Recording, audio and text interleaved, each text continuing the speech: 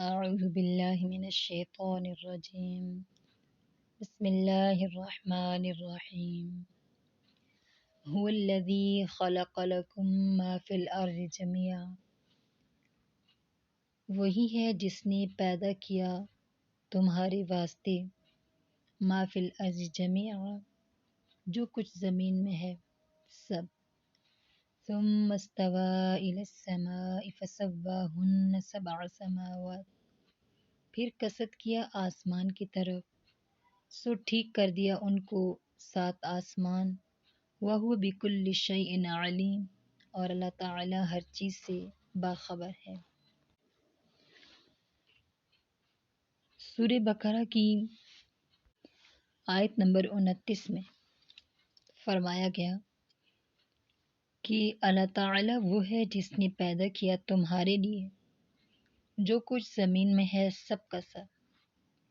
یہ اس نعمت عامہ کا ذکر ہے جس میں تمام انسان بلکہ حیوانات وغیرہ بھی شریک ہیں، اور ایک لفظ میں ان تمام نعمتوں کا اجمال آ گیا جو دنیا میں کسی انسان کو حاصل ہوئی یا ہو سکتی ہیں، کیونکہ انسان کی غذا، لباس، مکان اور دوا اور راحت کی کل سامان زمین ہی کی پیداوار ہے.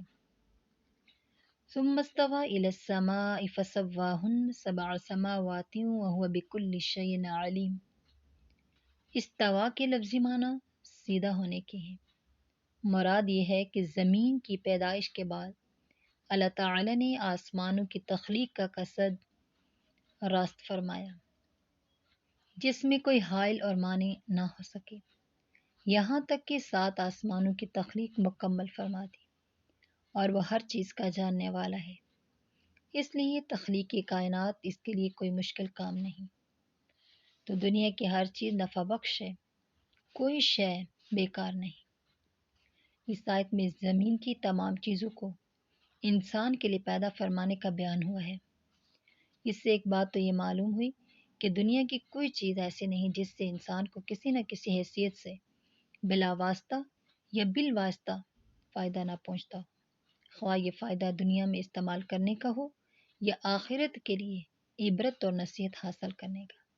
بہت سی چیزوں کا فائدہ تو انسان محسوس کرتا ہے، اور اس کی غذا یا دوا یا استعمال میں براہ راست آتی ہیں، اور بہت سی چیزیں ایسی ہیں کہ انسان کو ان سے فائدہ پہنچتا ہے مگر اس کو خبر بھی نہیں ہوتی. یہاں تک کہ جو چیزیں انسان کے لیے مضر سمجھی جاتی ہیں جیسے زہریلی اشیاء، زہریلے جانور وغیرہ، غور کریں تو وہ کسی نہ کسی حیثیت سے انسان کے نفع بخش بھی ہوتی ہیں. جو چیزیں انسان کے لیے ایک طرح سے حرام ہیں، دوسری کسی طرح اور حیثیت سے ان کا نفع بھی انسان کو پہنچتا ہے. کیا خوب کہا ہے شاعر نے، نہیں ہے چیز نکمی کوئی زمانے میں، کوئی برا نہیں قدرت کی کارخانے میں.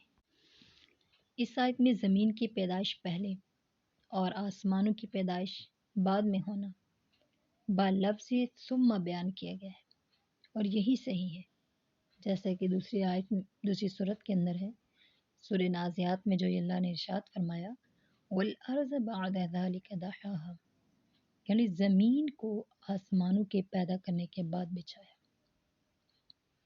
اس سے یہ لازم نہیں آتا کہ زمین کی پیدائش آسمانوں کے بعد ہوئی ہو، بلکہ اس کا مطلب یہ ہے کہ زمین کی درستی اور اس میں پیداوار نکالنے والے وغیرہ کی تفصیلی کام آسمانوں کی پیدائش کے بعد ہوئے، اگرچہ اصل زمین کی تخلیق آسمانوں سے پہلے ہو چکے تھے.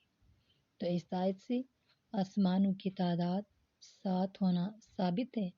اس سے معلوم ہوا کہ علم حیت والوں کا آسمانوں کی تعداد 9 بتلانا غلط ہے، اور یہ بے دلیل اور محض خیالات پر مبنی ہے. اللہ سے دعا ہے کہ اللہ پاک ہمیں اس پر عمل کرنے کی توفیق عطا فرمائے. وآخر دعوانا ان الحمد للہ رب العالمین. سبحان ربک رب العزت عما یصفون وسلام علی المرسلین والحمد للہ رب العالمین.